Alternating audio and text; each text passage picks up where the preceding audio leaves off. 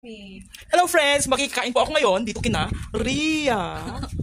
Yeah, ang aming pagkain ay yum yum yum.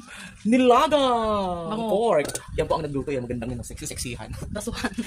Hindi siya mabraso, di ba? Ayan, oh. Sarap-sarap, wala kami magawa sa buhay. Masaya lang kami, hello. Yan, oh, lap-lap-laps.